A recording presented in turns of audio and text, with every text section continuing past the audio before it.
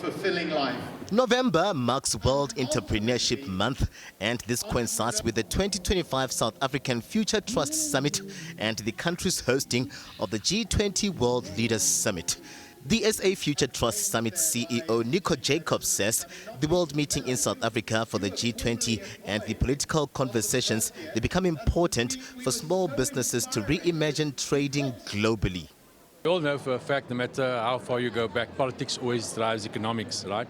And I think it's important for us to understand this economic world we live in. We're faced with a massive issue of unemployment in our country, low GDP growth, and the only way we can actually work our way through this situation is to help entrepreneurs. Entrepreneurs, investors and industry leaders engaged in conversations on market access, support, politics, trade and the economy. Standard Bank Chief Economist Gulam Balim delivered a future economic outlook, drawing links between politics and the economy. For the most part, we've spoken about cash flow, access to markets. We as citizens neglect to vote, and that is an indictment. So the politicians have the capacity to make or break our economy. I resonate with Jonathan's remarks in the sense that he's talking about leaning in, taking some ownership, businesses participating and doing it for ourselves. But we still function in an orbit where the government is a substantial influence. Companies also got to showcase their work through exhibitions in between discussions. One of them is Tsema, a home decor business founded by Keba Abetswe Sibola, who is looking to take advantage of the country's G20 presidency. Africa at this point, I can say that it is open for business.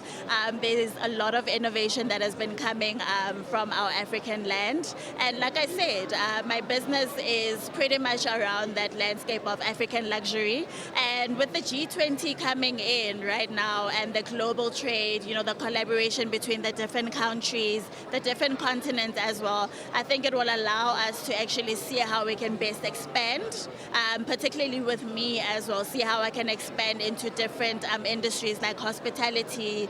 The event also saw panel discussions on the sharing of ideas, partnerships, the future and potential investment avenues.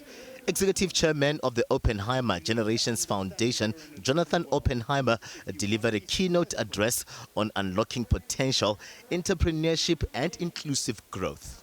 We are the doers of this country. We are the people who will make that difference. And we are the people who will get out there in front of us of everything and make the future for our country. And the entrepreneur, the small business, is the cutting edge. It's the tip of the spear of that achievement. And you in this room are the tip of that tipping spear.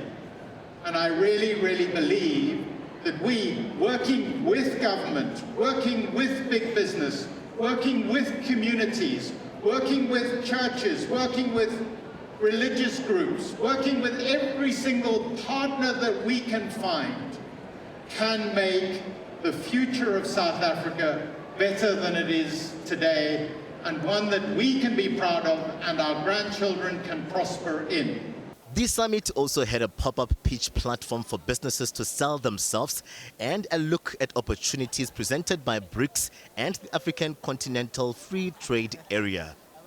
The entrepreneurs optimistic on the growth prospects globally and opportunities on the continent and the power of technology in unlocking the potential of economies.